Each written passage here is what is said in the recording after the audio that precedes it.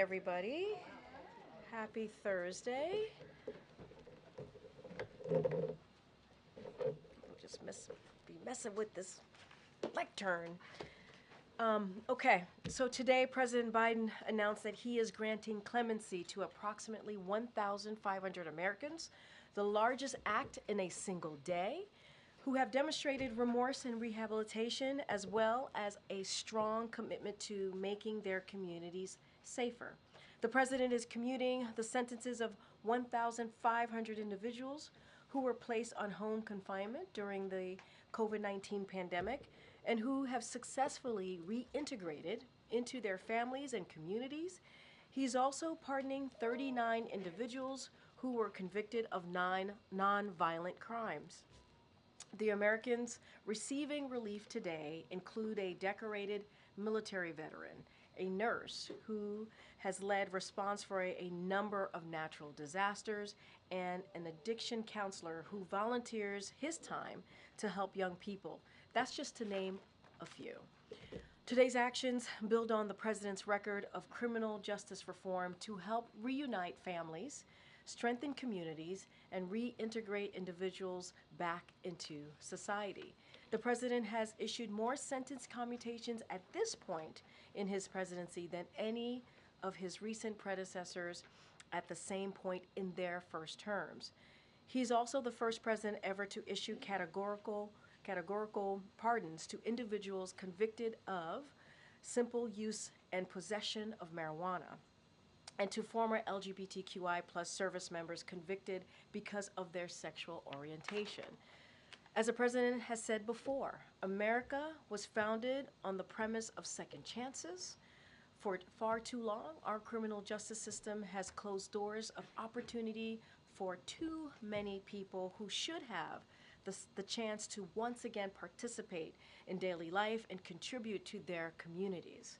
And as the president said in his statement, he will take more steps in the weeks ahead.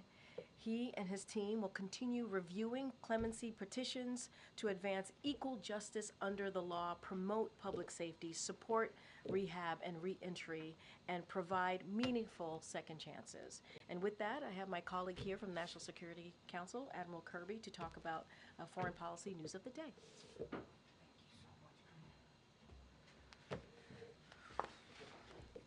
Afternoon, everybody. Hello. Sorry? We're just saying hello, sir. All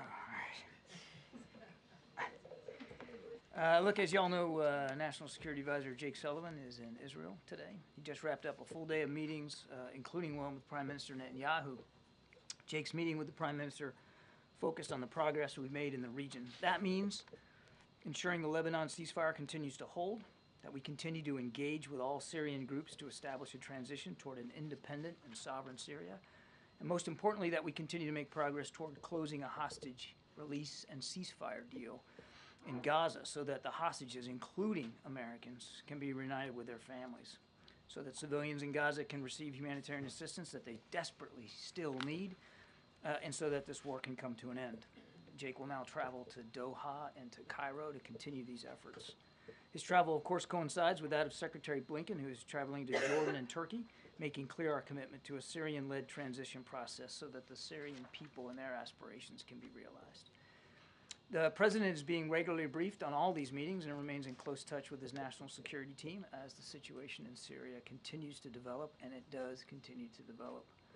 Tomorrow, he's going to speak virtually with his fellow G7 leaders. They will discuss a range of issues: our shared support to Ukraine, which comes, of course, after the United States dispersed $20 billion to a new World Bank fund that will provide economic support for Ukraine as part of the $50 billion G7 Extraordinary Revenue Acceleration Loan effort.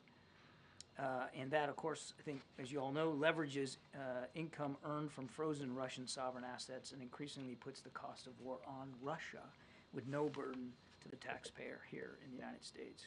We're going to continue to explore ways to make maximum use of those assets, by the way. And I'd note that also today the president approved a new security assistance package for Ukraine that will provide them with additional air defense, artillery, drones, and armored vehicles. It's the 72nd such drawdown package announced by the United States, and as the president made clear, we're going to continue to provide additional packages right up to the end of this administration. I think G7 leaders can also be expected to discuss ongoing developments in the Middle East, of course, how we're helping Israel defend itself against active threats, and how we're all working towards that Syrian-led process we talked about. Now, I'd also be remiss if I didn't just take a moment to highlight an important milestone in our efforts to keep faith with Afghan allies. As of today, the State Department has issued 76,000 special immigrant visas for Afghan partners and their families, surpassing the number of SIVs issued by all previous administrations combined since the program began back in 2009. They did this by surging staff, by leveraging new technology, by consolidating some cumbersome processing steps, and working hard to verify in better ways applicants' employment status. And of course, we've requested from Congress more visa numbers so that we can continue to do that. Now, finally, I just want to add a few comments on the reports of drone activity here on the East Coast, particularly in and around New Jersey. We have no evidence at this time that the reported drone sightings pose a national security or a public safety threat, or have a foreign nexus. The Department of Homeland Security and the FBI are investigating these sightings, and they're working closely with state and local law enforcement to provide resources using numerous detection methods to better understand their origin. Using very sophisticated electronic detection technologies provided by federal authorities, we have not been able to, and neither have state or local law enforcement authorities, corroborate any of the reported visual sightings. To the contrary, upon review of available imagery, it appears that many of the reported sightings are actually manned aircraft that are being operated lawfully. The United States Coast Guard is providing support to the state of New Jersey and has confirmed that there is no evidence of any foreign-based involvement from coastal vessels. And importantly, there are no reported or confirmed drone sightings in any restricted airspace. Now, that said, we certainly take seriously the threat that can be posed by unmanned aircraft systems, which is why law enforcement and other agencies continue to support New Jersey and investigate the reports, even though they have uncovered no malicious activity or intent at this particular stage. While there is no known malicious activity occurring, the reported sightings there do, however, highlight a gap in authorities.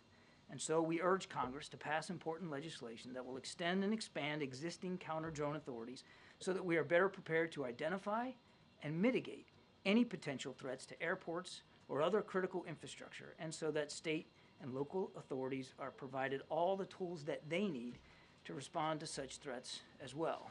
Now, tomorrow, there's a little thing called the Army-Navy game. We wish both sides a good game. We thank them for their service now, of course, at these service academies, and for their service in the future. We don't officially take sides here at the National Security Council, but go Navy, beat Army. Thank you, Admiral. Good luck. What is the White House reaction to President Xi being invited to President-elect Trump's inauguration next month? Well, it's going to be up to President-elect Trump to decide who's going to sit with him there at the inauguration, who's going to be there. We've worked really hard on this most consequential of bilateral relationships. The President met with Xi Jinping a number of times, including recently, and as you know, at APEC. And we believe that as we get ready to turn over things to the Trump team, that we're turning over a U.S.-China relationship that is in better shape than the one we found it in. That doesn't mean that we don't have disagreements. We do, and we will, and I'm sure they will too. But we're working hard on this relationship, and we'll do that right to the end. Did President Biden invite any foreign leaders to his inauguration in 2021? Oh, geez, I don't know. I'd have to take that question. I don't know. One other question about Travis Timmerman. Was the U.S. aware that he was missing and being detained in Syria before this week? I am not aware of any indication that we had that this gentleman was in Syria. I want to remind that we are just getting word of this, and we're trying to confirm his identity at this point. So the State Department is working hard on that right now. I am not aware that we had any prior indication that he was in Syria. It's also a good reminder for everybody, if you're traveling overseas, to enroll in the State Department's SEP program so that they have an idea of who you are and where you are. It's voluntary, of course, but we recommend that to everybody. Thank you. So regarding Travis Timmerman, have there been any other I don't know, have there been any other Americans or people who have been saying that they're American uncovered in detention following what the events in Syria? And then regarding Americans, do you have any updates on Austin Tice? On your first question, not that I'm aware of. On your second question, we don't have any additional context or information about Austin since the events of the weekend in Syria. But we are working very, very hard. And as we've said in the past, we hope that developments in Syria could lead to some opportunities and some more information. But right now, we don't have anything. Are you concerned that there isn't more information around Tice? There isn't more of an update, considering the fact that we're seeing these prisons sort of people released? Would you have expected to have more news about Austin Tice at this point? We're concerned about Mr. Tice. We're concerned about finding out more about him, where he is, his condition. We certainly, as the president said on Sunday, want to do everything we can to get him back with his family where he belongs.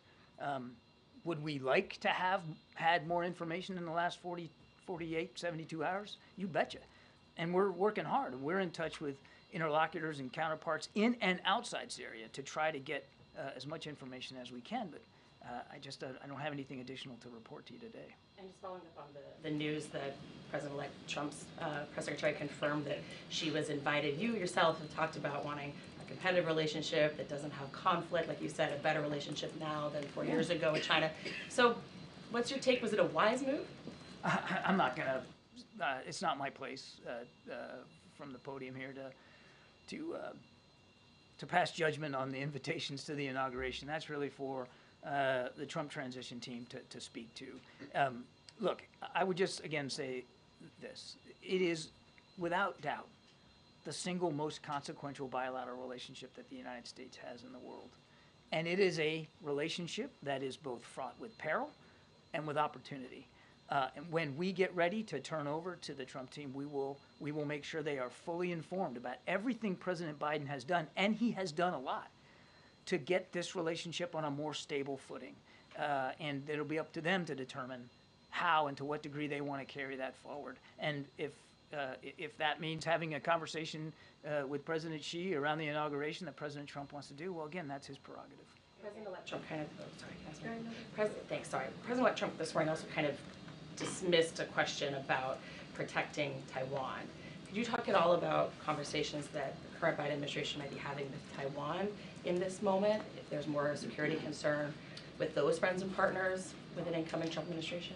I think Taiwanese leaders know very well where President Biden stands on our continued support to Taiwan self-defense.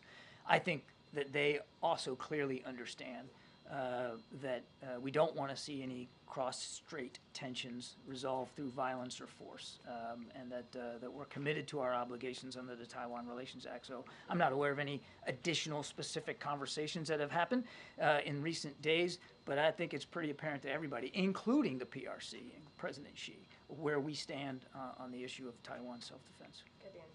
Thanks, Karine. Thanks, Admiral. What's your response to President-elect Trump saying in his Time magazine interview that it was a foolish decision by the Biden administration to let Ukraine fire long-range missiles into Ukraine? Yeah, look, I'm not going to get into a back and forth with the President-elect and what he's saying in the media space. All I can do is reiterate what President Biden's policy and guidance has been, and that is to do everything we can, including today with this package that we're announcing, to make sure Ukraine can continue to defend itself, so that if and when this comes to some sort of negotiation, that President Zelensky is in the best possible position, that has the most leverage possible, that he has the most success on the battlefield that he can take into that negotiation. That has included additional policy guidance that President Biden issued not long ago to allow for some long-range missile systems to be used to help Ukraine defend itself across that border, and that policy still stands. Extending any congratulations to President-elect Trump on his second Time Person of the Year award? I actually didn't know that that had happened. I don't have any. I don't have anything more to say on that. Thank you, Karine. I want to go back to Austin Tice. Can you give us some information about the U.S. presence on the ground? Who's there to secure his release? Because it seems to be like it's a battle between journalists were trying to reach to any American prisoners there. And this is what happened this morning. Let's not get ahead of where we are right now. Two things. One, U.S. military presence in Syria is predominantly in the east, and it's designed solely to help us with the counter-ISIS missions. And we're working with the Syrian Democratic Forces to that end. That's why they're there, and that's the only reason that they're there. We don't have enough information right now about Mr. Tice and his whereabouts and his condition to develop any kind of policy options in terms of getting him home. So let's just not get ahead of where we are right now. Right now, we're really trying, and we hope that developments in Syria will give us the opportunity to glean more information. Sorry, I just want to follow on this. So you're saying that there's no FBI agent, there is nobody from the hostage departments that the U.S. was dealing, who's on the ground now in Syria? Because I'm aware of the hostage aid. It's an organization that's trying to find all hostages all over, American hostages. They are on the ground.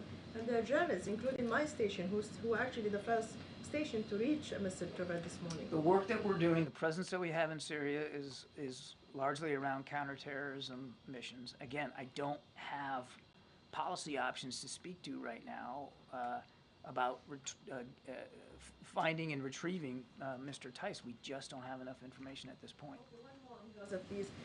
You have called on the Israelis many times from this podium to make sure they avoid civilian casualties and aid workers who've been working in Gaza.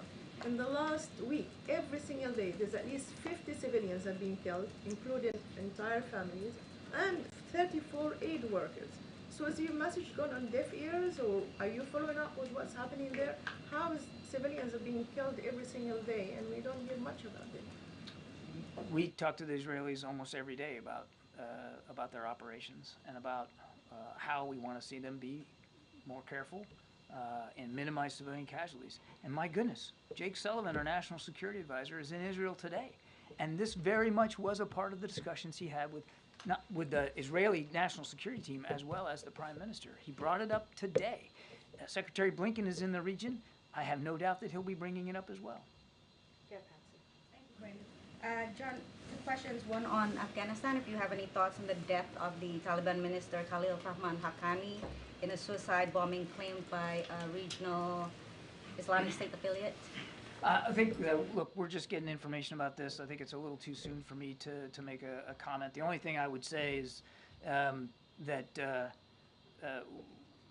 we recognize, and we said so at the time, that there was still an ISIS threat inside Afghanistan, and clearly they have set their sights on the Taliban, but I don't really have anything more to say on that. Is there anything in terms of U.S. over-horizon capability? Can you comment on that in terms of how this kind of suicide bombing? We maintain and have improved since our withdrawal from Afghanistan the ability to conduct over-the-horizon counterterrorism operations anywhere in the world, and we've proven our ability to do that, including in places like Afghanistan since we left. One on Venezuela, if you don't mind, John. So Argentina is accusing Venezuela of continually harassing members of the opposition that's sheltering in their diplomatic compound in Caracas. Do you have any comments on that? Let me get back to you on that one. Yeah, John, thanks so much. On Syria again, what is the United States doing to ensure that there are no clashes between the Turkey-backed SNA and the U.S.-allied Kurdish militia there? Yeah. And then I'll get one more. One of the things we want to make sure is that the Syrian Democratic Forces stay partnered with us on counter-ISIS missions. And we have seen in the past where certain parts of the SDF, if they perceived other threats and challenges, they've in the past they've kind of moved off that mission, and we don't want to see that happen. So we're in very close touch with our SDF partners to try to maintain that focus on counter-ISIS missions, and we are just as importantly in touch with our Turkish counterparts, including Secretary Blinken, to make sure that we understand what they're trying to do, and that we both take steps that help preserve the effectiveness of the counter-ISIS mission, and that it's not diminished in any way. Okay. I mean, the relationship with the Turks hasn't been the best. So how do you hope to ensure that this message gets through and is respected? By being there and talking to them, which is what we're doing today. Okay. And then just one more on Syria, or rather on Austin Tice. There have been reports, scattered reports, that he could be in Iran. Can you say anything to that? I can't. As I said, and it's an honest answer, we just don't have enough context right now to make a judgment about his whereabouts or his condition, and that's why we're working so hard. And we are, as we speak, you and me today, we are asking those questions, and we hope that what happened in Syria over the weekend may give us an opportunity to learn more. Are you directly in touch with the Iranians about this at all? We have been in touch. I'll just say this. As you would expect, or at least I hope you would expect us to be, we have been in touch with interlocutors and groups and leaders all over the region. And we have various ways of being in touch. Some's indirect, some's indirect. But I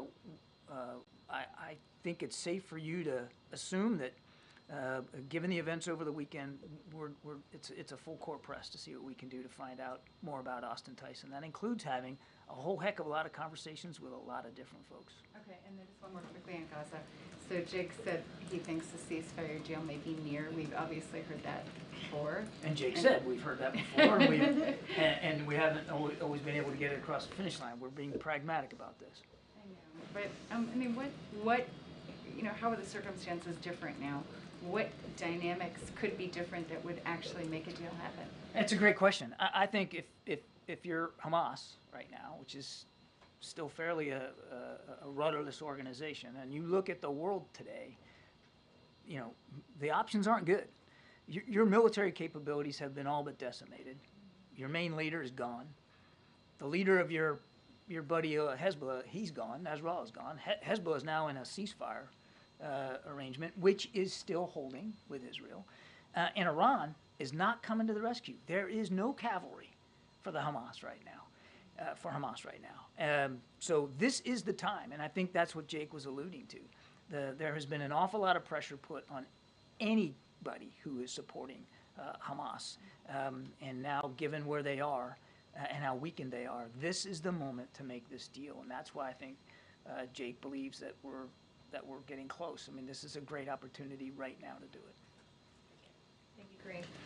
Just to follow on Gaza, in those comments in Jerusalem earlier today, Jake Sullivan said that the posture of both Prime Minister Netanyahu to do a deal and the posture of Hamas at the negotiating table in the wake of the ceasefire between Israel and Lebanon had changed favorably toward a deal. I'm just wondering if you could elaborate a little bit more on that dynamic and what he's referencing. Well, it's kind of my answer to Andrea. I mean, the situation for Hamas has radically changed, particularly because of what's happened. And I would add, one thing I didn't add was events in Syria, because now Assad's gone. And who was Assad's main backer? Iran. Iran was not only unwilling, but unable to come to Assad's rescue. It's just more proof, or should be more proof, to Hamas leaders that there is, as I said, no cavalry coming to the rescue. So they're at a moment of weakness and desperation. This is the time to make this deal and move forward on it. Now, whether they'll do it or not, as Jake said, we can't be certain. But we believe there's an opportunity here, a moment, and that's why Jake's in the region. On Syria, the U.S. has stated that one of its primary goals is to make sure that ISIS does not reconstitute there. In the days since the Assad regime has fallen, have you seen any information or any intelligence about cells or larger groups that are trying to exploit this opening? I'm not going to get into too much on the intel side. I'll just tell you that we're watching this real closely, and that is a risk, that is a worry, that ISIS, this is a group that loves ungoverned space, and you can expect, we have to expect, that they're going to look at what's happening here with the fall of Assad, and now Russia, or Iran not coming to the rescue, Russia now also not coming to the rescue, and Russia's worried about their own presence in Syria and how that's going to look. You would expect that a group like ISIS would try to exploit that. So we're watching it closely.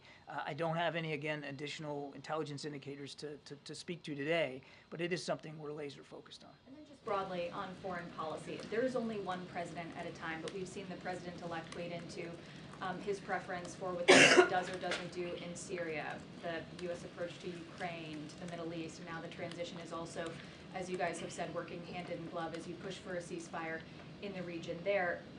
He's also inviting world leaders to inauguration. Is this having an impact on your foreign policy? No. But I want to go back to your first question, though. The other thing I want to stress on this ISIS thing is that is why, and the president said this Sunday, the concerns about ISIS is exactly why that mission in Syria, the U.S. military mission, and the partnership with the SDF is so important, and why we want to see it continue. Two questions, one on Bangladesh, then on India. On Bangladesh, over the past few weeks, several Hindu American groups across the country have been holding protest march, one outside the White House over the weekend. They're protesting against the continued killings of Hindus and the temples in Bangladesh after the fall of Sheikh Hasina government. Is the president aware about it? Did he raise this issue when he met his friend and the interim government chief Muhammad Yunus on the sidelines of the UN? We're watching this very, very closely, and the president's following events closely as well. The security situation in Bangladesh has been difficult following the ouster of the former prime minister, and we've been working closely with the interim government to enhance the capability of their law enforcement and security services to deal with the challenge. We've been very clear in our engagement with all Bangladeshi leaders that protection of religious and ethnic minorities is absolutely critical, and the leaders of the interim government have repeatedly committed to providing security to all Bangladeshis, regardless of religion or ethnicity. We want to hold them to that. And on India, as the president concludes his 4-year term, what do you think are the key achievements of India-US citizenship? The president is very proud of the way in which our bilateral relationship with India has transformed during his administration. I mean, we've elevated the Quad now, the Indo-Pacific Quad. I don't know how many meetings he's had now inside the Quad and bilaterally with the Prime Minister. There's an awful lot in our relationship that has improved military-to-military communication and defense security partnerships there in India and in the Indo-Pacific writ large, people-to-people ties, economic ties. I mean, there's been an awful lot. Follow up on India. You mentioned about Quad. What is President's expectations from the coming administration on Quad and other IMEC? That's going to be up to the incoming administration. It's going to be up to them to determine how they leverage the Indo-Pacific Quad. We can only speak to the ways President Biden has.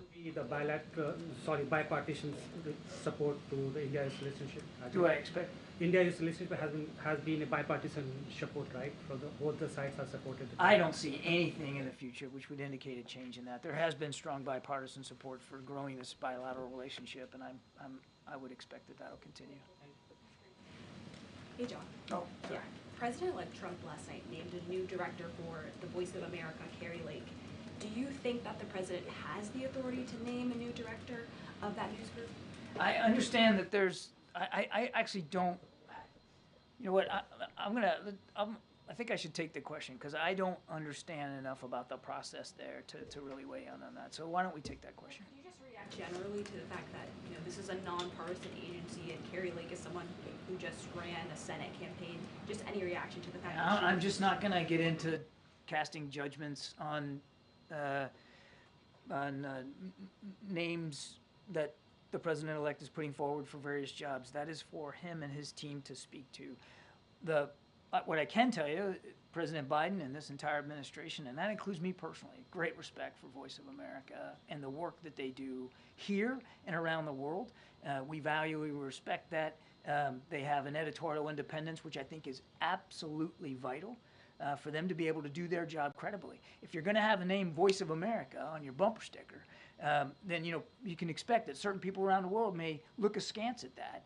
But the fact that they are editorially independent and do good, solid reporting on their own, I think speaks volumes about how valuable they are to making sure that the proper news and context and information gets to audiences around the world. I'm very proud of them.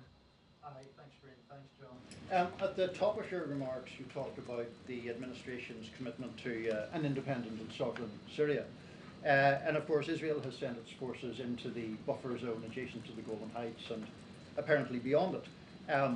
The presence of foreign troops would seem inconsistent with an independent and sovereign Syria. So will the administration pressure its ally to withdraw those troops? We are in discussions with the Israelis, as you might expect us to be, about their operations there inside that buffer zone, and staying in close touch, as Jake did today, with better understanding what their goals and objectives are. I would tell you, I would point you to what they have said, which is this is a temporary measure to deal with exigent circumstances, and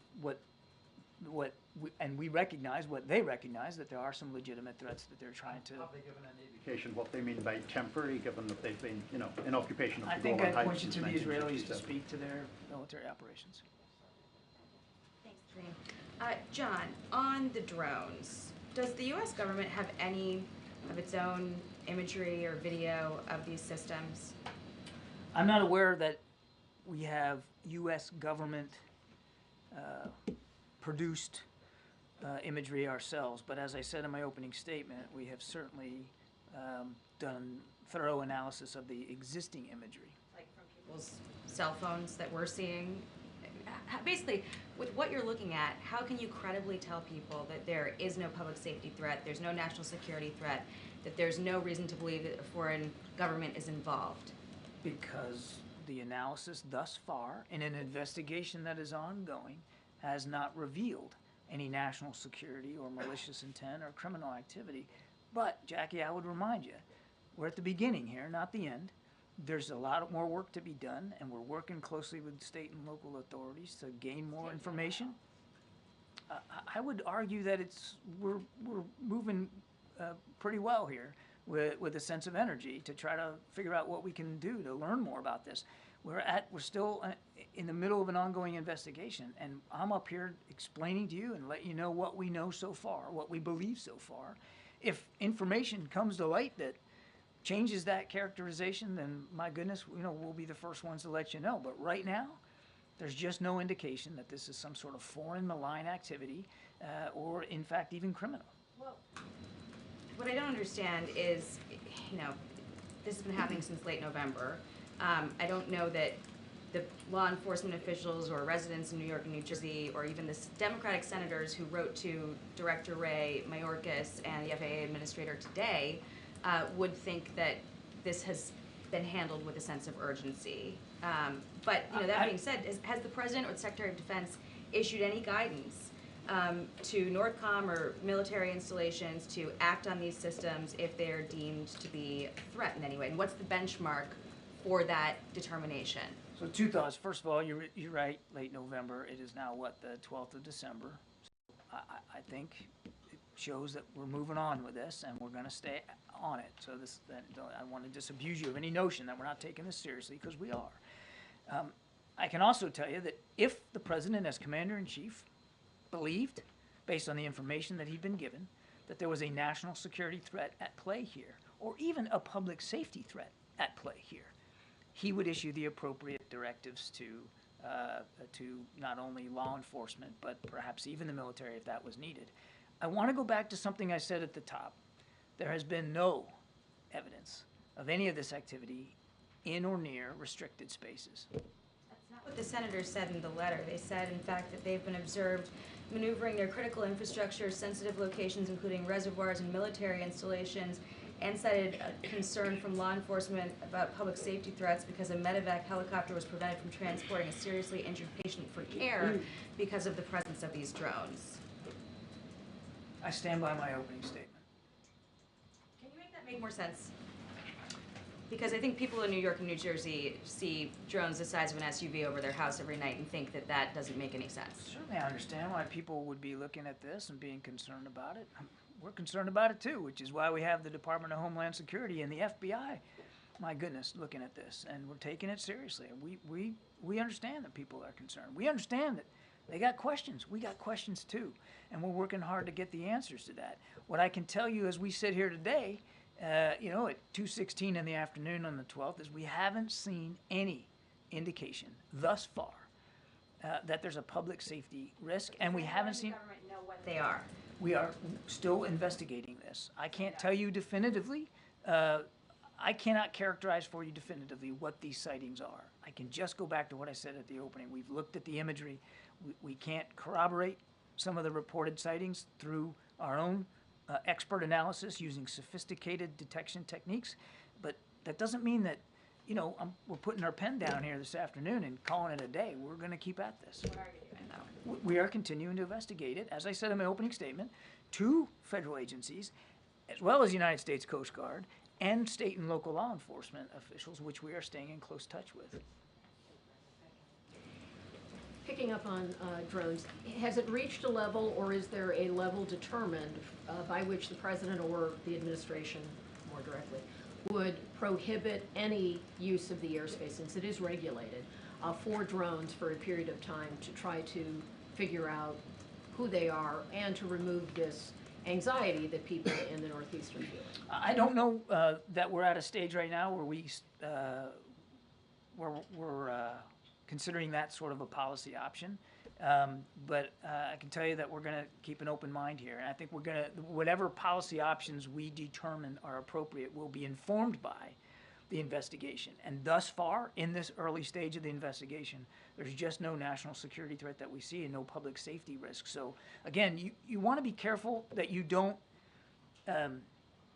you don't jump to conclusions and you don't jump to policy options that may not be appropriate at this particular stage. But we'll obviously see where it goes, and we'll be informed by investigators. One other topic, with Jake in Israel and issues related to Ukraine and Russia, the Middle East and so forth, with 40 days to go, do you feel that the Biden foreign policy team is in a cooperate with a very vocal president-elect who is talking about these issues to achieve the aims that you have, or do you view it as this is only your negotiation to have, whether it's in Israel, whether it's with Ukraine? Is it coordination, competition? How would you describe? I would say consultation. We are keeping the incoming Trump team fully aware and read in of not only what we're doing, but what we're thinking about doing, so that there's nothing they should see in the public domain, nothing I'm saying here, nothing Jake said in Israel, that would surprise them, that we're keeping them fully informed. And has the president or members of this administration asked the president-elect to pull back from public statements or phone calls or anything that might impinge on what you're trying to do? Not that I'm aware. Final question. What do you make of reports that were out today that Austin Tice was seen alive at a prison in Damascus in 2022?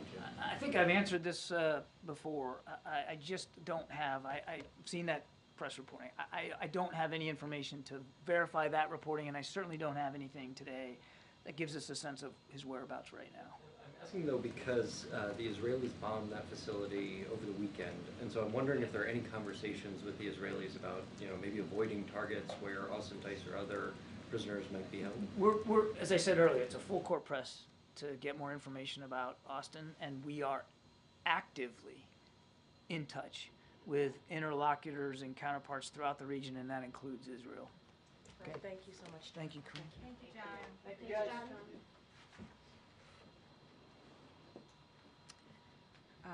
Before we continue, I was asked by one of my colleagues to flag Rodney's sweater. The amazing Christmas gear you got going on, sir, and the tie and all of it looks good. Thank you. And I hear that this is a normal thing during this season. Yeah. Okay, all right. This is why he's behind the camera. he's like, no, I meant that nicely. She's right. I meant that really nicely. He's like, please don't talk to me. That's what I meant. I meant don't talk to me. For me to go. I appreciate you, Rodney. Thank you for what you do. Okay, with that, geez, it's a tough crowd. Colleen. Thank you. So let's see. On the pardons, Yes. I wondered if there's been a couple categorical pardons or categorical, I guess, grants of clemency by the president. So I wondered if we could expect more of those sort of categorical pardons, in particular related to the death penalty, which the president had said during the campaign trail in 2020 he wanted to get rid of, and I know it's paused, but it isn't gone, and there's I think 40 people on federal death row. The president-elect has made no secret of his desire to continue the death penalty. So wondering about that, and any other possible categorical ones. Sorry, Yeah. So I will say that during the president's remaining weeks, and he said this in his statement overnight, and I said it at the top as well, that he's going to continue to talk to his team to review any steps that he's going to be taking. He wants to take additional steps, obviously, to provide meaningful second chances. This is what this is all about. when you look at what the actions that the president not just took today, but over certainly the last 4 years. And so they're going to continue to review clemency petitions, he and his team, in normal course. And certainly they want to further the criminal justice reforms in a manner that advances equity and justice, promotes public safety, supports rehab and reentry, which is all the things that I said at the top, and provides, again, meaningful second chances. So when we have more to share, we certainly will update all of you. But I think if you look at what the president has done over the past 4 years, as I just laid out, granting in addition to what we announced today, granting 21 pardons, 122 commutations, he has certainly done more than his last 4 predecessor at this point in their first term. And so the president takes this very, very seriously and is going to review all options, and especially, as you stated, clemency petitions as we, close out these final few weeks. On pardons still, sure. We had a poll yesterday that just about 2 in 10 Americans approved of President Biden's decision to pardon his son. In particular, they were troubled by the fact that he'd gone back on his word. So I wondered what the president's message is to those Americans. I mean, I just go back to his statement that he put out 12 days ago, I think now, that Sunday. And I think that last paragraph where he talks really, truly directly to the American people about this decision that he's made, obviously as president, as a father. But I would say more broadly, legal experts, you've heard me say this, you've heard from legal experts, specifically and analysts, former U.S. attorneys from across the country who have said, and they have all agreed, no one would be criminally prosecuted with felony offenses with these facts, the underlying facts that we have certainly have gone back and forth on. And I have quoted many times, and I'll do this again, the former Attorney General Eric Holder, who said no U.S. attorney would have charged this case given the underlying facts. Had his name been Joe Smith, the resolution would have been fundamentally and more fairly a declination, pardon warranted. And so I think the actions that the president took today, the actions that he's taken over the last 4 years when it comes to clemency, I think shows the president's commitment when it comes to trying to reform the criminal justice system, and obviously his commitment to that, but also giving people a second chance. And so, I think that as it relates to the American people, I think that I understand that you had this poll, and I get that, but I hope that they will understand the decision that he made, and what he's going to continue to do in these closing weeks as president. Do you think he should apologize based on what the woman found? What I think is, I think the president hopes that the American people hear him out. Again, going to that last part of his statement, and I feel that I should continue to reiterate that the American people out there should take a look at the president's own words, his statement, how much he wrestled with that decision, and how circumstances did indeed change for him in his view. And I quoted many times what Congressman Clyburn said when he spoke to the president 2 weeks prior, how the president was indeed reticent in making this decision. And when he saw that Republicans weren't going to let up, when we talked about the recently announced Trump appointees for law enforcement who have said themselves that they were going to seek retribution, and there was no reason to not take them by their word. The sentencing was coming up. All of these pieces certainly led to circumstances changing, and so he made a very difficult decision. And I just hope that, in time, in due time, the American people will see why he made this decision to move forward. In the meantime, I think this announcement, the statement from the president, this announcement today that we're making, nearly 1,500 people getting their commutation. I think it's important. I think it's important about second chances, giving people second chances, and so that's what the president certainly is going to continue to focus on. Different than commuting a sentence, though, or pardoning. someone who's been convicted of a crime. There was conversation at one point about the idea of preemptive pardon for someone who hasn't been convicted yet, but who might be a target of the incoming Trump administration. Is that still on the table? I'm not going to get ahead of the president. As I said, we'll have more. The president will have more to announce over the upcoming weeks as we close out our time here. I'm not going to get into the president's thinking. He's going to have conversations with his team. He's going to review clemency petitions. He's going to review options on the table, and so that's where I'm going to leave it. And I think 1,500 individuals, as you all know, who were placed on home confinement during the COVID-19 pandemic, and who have successfully reintegrated into their families and communities, and also pardoning 39 individuals, is a big deal. I think it's important to those individuals and their families and their communities. As I've said, they've reintegrated into those really important pieces of their lives. And I think that's really important. And just building on what the president has done over the past 4 years. And I think that's, I think those today, I think it's a good day for many of those folks who deserve that second chance and who have proven to be able to take that on. Absolutely. Yeah. Some of the names that have been floated around preemptive pardon solutions, it would just be such an unusual, extraordinary step. We've talked about in the news, we've seen Liz Cheney, Dr. Fauci. You're talking about the preemptive pardoning. Right. I understand you don't want to get ahead of the president's thinking, but are any of those names wrong or still? Like, can you tell? I mean, do you want to tell us anything about? It would be a bad move on my behalf if I preempted the president or previewed anything that the president was thinking about, considering, and so this is something that he's going to talk with his team about. And I just don't have anything beyond that for you. Again, I think today is a very important day as we talk about the criminal justice system, as we talk about giving people who have shown that they can reintegrate into their community, back into their families, a second chance. I think that's a big deal, and I think that shows the president's commitment to this.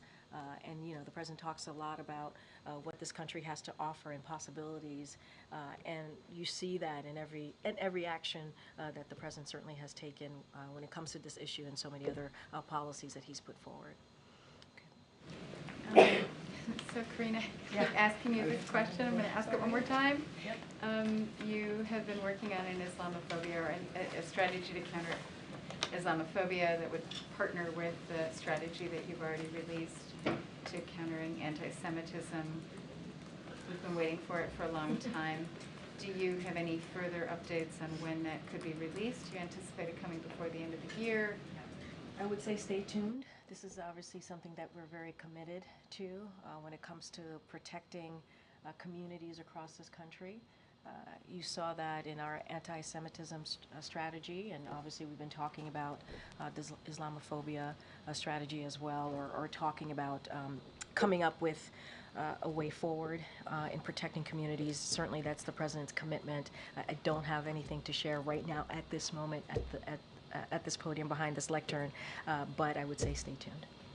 Given the former president's ban on entry for people from Muslim majority countries, also known as the Muslim ban, at the beginning of this term. Which we repealed and dealt with that very early on. I understand, but there were many people on no-fly lists, and there still are some people on no-fly lists. Is there any preemptive action that the administration can take to guard against that kind of, mass move again this time? Well, you know where the president stands on this in this administration. I don't have any policy announcement to share with you at this time, and so I'll just leave it there. Okay, and then just on the Pardons and Clemency Act, numerous groups have sort of asked the administration to go even further, to be even more bold in terms of saying that there's something like 9,000 additional petitioners, some of whom are chronically ill, some who are aging, some have very young children. I know that you are still reviewing these things, but can you say something about the scale? I mean, is this the sort of is this the big move that we're going to see, and then we'll see sort of individual pardons coming forward, or will there, do you anticipate that there could be another larger scale move? I'm not going to get into the strategy. I'm not going to get into numbers. I'm not going to get into what the president is currently thinking through. Not something that I'm going to do from here. But I don't want people to forget, and I said this at the top, and I just want to reiterate. We're talking about Americans who receiving relief, who are decorated military veterans, a nurse who has led response for a number of natural disasters, and an addiction counselor who volunteers his time to help young people. And that's just naming a few. And so that is important to note because these are the folks that we're talking about who are, again, reintegrating back into their communities in a way that's effective, in a way that's incredibly important, giving them second chances. And let's not forget all of the other ways that the president has been able to give second chances to Americans over the past almost 4 years when he's made these types of important decisions. So I'm not going to preview, I'm not going to get ahead of this president.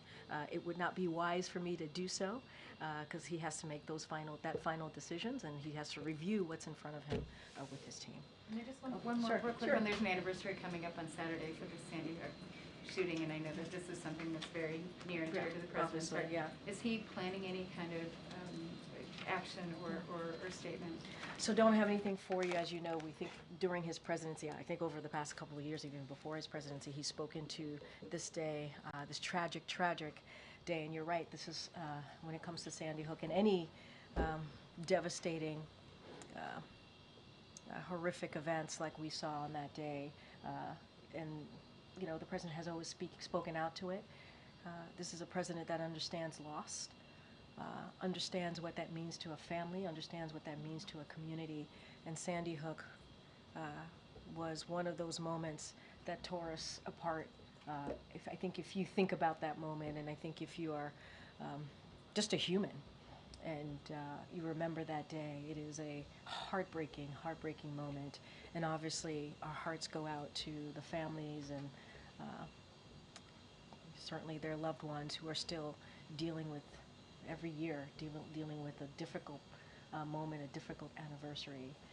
And so I know the president thinks about them almost every day. And I don't have anything to read out to you on how we're going to be acknowledging that day, but I'm sure you'll be continuing to hear from this president. Okay, Kim. Thank you. You talk about the clemency actions as historic, the big deal, as you called them earlier, and the real relief that is being brought to human individuals by the actions the president has taken. So in terms of sequencing, how did he come to the decision to pardon his son before these individuals? So I think we've gone back and forth on how he made that decision. The president obviously put, as I said, the president put a statement out 12 days ago, made that decision over that weekend. It was a decision that he wrestled with. I think we've talked about the politics around this, the decision that he made. He put out a pretty comprehensive statement. I've mentioned Congressman Clyburn's, his own words saying that the president, even 2 weeks before he had made that decision, was reticent in doing so, and he wrestled this. And as I've said many times, for him there were consequences that changed his decision. I just laid that out moments ago. With this action pending for thousands of individuals, why not bring the relief to them before? I mean, and I was about to get to your question. This is what you see today. That was far from this being his first, right? I think we can't forget that. His first pardon or act of clemency. He has issued more, we cannot forget this, more sentence commutations at this point in his presidency than any other recent predecessors at the same point of their first term. And I talked about what he was able to do in April when he issued historic categorical pardons, as well to address marijuana possession convictions and military convictions in the LGBTQ+ community. These are actions that this president has taken. And again, today is historic, but he has been taking these types of actions for some time now. This is far from the first pardon that the president has taken. We've gone back and forth. I've laid out what the president's thinking. He has talked about it directly in a statement in his own voice to all of you about 12 days ago. And so I don't have anything beyond that, but we can't look at today as being only the first action that he's taken. He's taken many actions to try and deal with giving an opportunity to people who have shown that they deserve a second chance, giving them opportunity to have that second chance. Anita Dunn, who was for a very long time the senior-most communications aide here at the White House, has been very critical of the president's decision to pardon his son. She called it extraordinarily bad timing. She said it was clear that the White House was not part of this process. And she called the president's rationale an attack on the judicial system. She goes, "The argument is one that I think many observers are concerned about. A president who ran to restore the rule of law, who has upheld the rule of law, who has really defended the rule of law," kind of saying, well, maybe not right now. How would you respond to that? I will respond in this way. She also agreed that Hunter Biden, and I quote, absolutely deserved a pardon. The deserved a pardon is her own words. So she supported that action. And I don't want to take away the record that the president has made on providing the most individual commutations in a single day, and I think that matters. And he'll certainly have more news to share in this area, in the clemency space, obviously in the near future, and we'll have more to share and certainly more to speak to. Was she right that the White House was boxed out of the process? What I can say is that I would obviously continue to refer you to the president's statement 12 days ago. He laid out his thought process, I think, in a very comprehensive way. We've gone back and forth here about how the circumstances had changed, but let's not forget that she also said that Hunter Biden absolutely deserved a pardon, and I think that matters as well. Okay. Thanks, Karine. What was President Biden's reaction to FBI Director Christopher Wray's decision to step down? Well, I will say is that the president certainly appreciates the service of Christopher Wray, the FBI Director, and all that he has done in his role. I don't have anything more to say beyond that. Certainly he wishes the FBI Director well. Was the president disappointed that Wray is not going to be serving his full tenure term? I don't have anything else to share besides the service that the FBI Director has been able to provide, and he respects his service, and I don't have anything beyond that. Has President Biden spoken to FBI Director Wray since the director made that announcement, or was the White House given a heads up about the decision? I would say that I don't have anything to share of a conversation between the FBI Director and the President since this decision was made, but the President is grateful for the Director's service to our country, and I just don't have anything else beyond that to share. Can you, given the breadth of the pardons, can you describe a little bit about the President's process? Did he read into the individual cases? Did he accept a list from those who were working on this on his behalf? How much did he personally dive into particular stories? And did he decline on any of the ones brought to him for this time, or was it sort of a big package presented to the president? So I'm not going to go into step by step of this process. What I can say is this is a president who certainly takes this very seriously, understands the importance of when an individual is able to show that they can reconnect with their community, reconnect with their family, be part of a community in a way that I just laid out. When you think about military veteran, we think about a nurse that's been very helpful in disaster response. He takes that all into account. He wants to make sure that that there are specific criteria that are made, if you will. In this case, the Bureau of Prisons obviously was very involved in looking at. When I say very involved, when they made the decision on the home confinement of these folks, and so obviously that is a big part of it too. And look, they've all just demonstrated good behavior. Have shown that incarceration and at-home confinement has been successful in their rehabilitation. And those are all important criteria to look at. But this is something, obviously, his team reviews. It's presented to the president. He makes this decision on how to move forward. I'm not going to get into the nitty-gritty, but these are important facts that I just laid out to certainly look at when you think about getting back into the community and showing that it is meaningful to get that second chance because what these individuals have been able to do. Got Annie. Thanks, Karine. On the pardons today, can you say whether the president has signed all of the paperwork and it's completely finalized, the signature on it?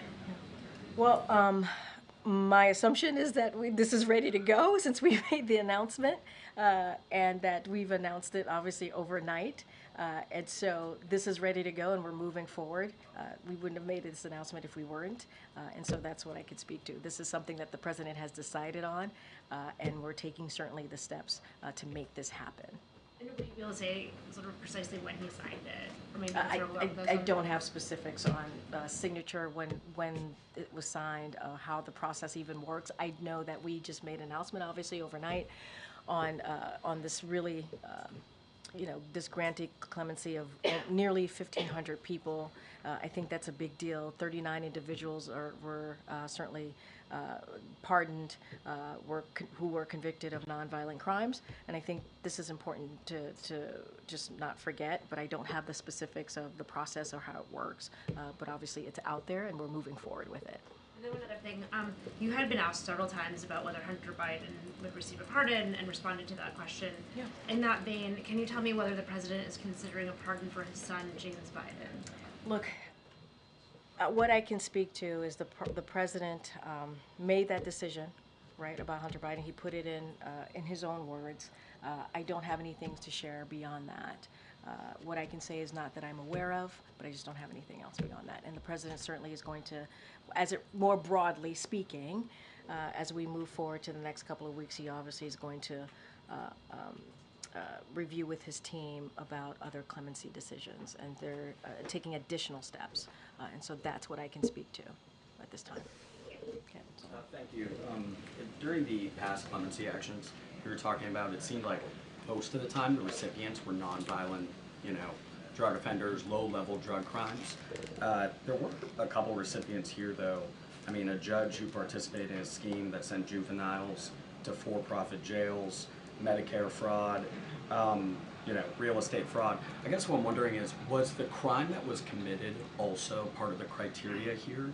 Or was it the mere fact where if you were somebody on home confinement, despite the crime you committed, but just the fact that you were on home confinement, you received a commutation? So there are two different things, right? There is the 1,500 folks who were placed on home confinement during COVID. Okay, I didn't know because those are commutation, right? So I didn't know. Those are commutations, okay, right. so you were saying pardon, so I just wanted to make sure that. To clarify, okay, those examples yes. I listed are part of the 1,500 okay, that okay, received because as you know, there commutation. were 39 people who were pardoned. So two different things. I just want to make sure we were on the same page. So this is definitely related to the home confinement for COVID. Let's not forget there was the CARE Act of 2020, right? This is all connected certainly to that, and those are the individuals who had home confinement and they successfully reintegrated into their families, into their communities. And that's the group of people, that category, if you will, that we were looking at. But yeah. like if just the fact that they were on home confinement, they received a commutation here. No. Did you factor in any, like in the process, do you also factor in the individual cases and the individual Well, I crimes think that what's were important is that they were successfully able to reintegrate into their communities and back into their families, right? They showed that having a second chance is something that they should be given, right? And so that is what's important, that let's not forget that the successfully reintegrating, and I think that's a huge factor. That matters as well. The home confinement, obviously, that's the category that they were in during that CARE Act of 2020.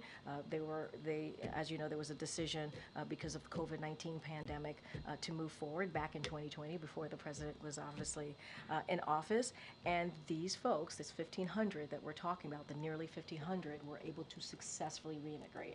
And I think that's a criteria that we can't forget, and that's a criteria that's incredibly important here as the president made his decision. And to follow up on, I think, Kelly's question, I know you don't want to go step by step in the process, but can we say accurately that the president looked at any of these applications? What I can say is this president made this decision. This is the president that made the decision to move forward on this. What was his involvement, though? Did they present him the applications? I and he mean, said obviously yes, the or- president was presented from his team the granting the clemency, right, of these approximately 1,500 Americans and also the 39 that he pardoned. He was presented that by his team, and he made the decision. This would not have happened. We cannot forget, this would not have happened if the president didn't sign off on it, if the president didn't decide to move forward. And we can't forget what the president has done. We're talking about, let's not forget the past. Yes, we're talking about today, but we can't forget the president has also done 122 commutations, 21 pardons before this. We can't forget that the president issued categorical pardons for LGBTQ plus service members convicted because of their sexual orientation or identity, gender identity, and individuals charged with simply possession of marijuana. And he just did that back in April. So the president has certainly taken action to show the importance of giving Americans second chances, and this is a continuation. This is not just a one-day thing. This is a continuation of the president taking clemency and giving people second chances very, very seriously, and understanding how much that means to families and certainly communities. Okay. Has the president called any of the people he granted pardons to? Do you have anything to read out on No, that front? it's a good question. I don't have anything to read out on the president calling any of the nearly 1,500 people or 39 folks that he was able to pardon today. I just don't have anything to share. And is he planning a farewell address at some point? Is there something in the works? Do you know where it might be, when it might be? So we'll certainly have more to share. What the last couple of weeks, last couple of days of the president's administration would look like, if he's going to be giving any big speeches or giving any important remarks as he ends his presidency. I don't have anything right now in this moment, but I would say stay tuned. We'll have a lot more to share as to what January post-holiday will look like. Go ahead. Go ahead. I know I was supposed to call you. I didn't. Thank you. Back to Austin Tice. Okay, with sure. apologies. No apologies. That's an important. No, it's important. No apologies. So I believe it was last Friday when the family of Austin Tice said that they had spoken to officials here at the White House. Yeah, they met with National Security Advisor Jake Sullivan at the end of last week. Yes. And then they had a statement at the National Press Club where they said that they had been told from a reliable source, we assume Sullivan, that Austin was alive and that he was being treated well. Yeah. So now we don't know any of that. So where did they get that information? So look, I'm going to let the family speak for themselves. I can't even imagine what they're going through. I don't want to imagine what they're going through. I know this has been a difficult time for them. But what I can say is when it comes to Austin Tice, this is a top priority for this president. He said that himself. And there is no indication that he is not alive, but there's also no indication about his location or condition. And so what our goal is to bring him home. And so we hope certainly that he is alive. And as we have stated many times before, we are talking through this with the Turks, and we want to do everything that we can to bring him home. It is a top priority for this president and this administration, and that's how we're going to continue to move forward on this. All right, everybody. Will there be further meetings between now and the end of Well, this as you know, administration? this administration, including the National Security Advisor, Jake Sullivan, has met with many family members of Americans who are wrongfully detained, held hostage. That is something, and also the president has done this as well. National Security Advisor, as I just mentioned, just met with Austin Tice's family just this past week, and so we're going to continue to certainly stay engaged and in touch. I don't have any meetings to preview for you at this time, but we've been pretty consistent in staying in touch with these families. Again, our hearts go out to them. Our hearts go out to them as they are dealing with an incredibly, incredibly difficult time. All right, thanks everybody. Thank you.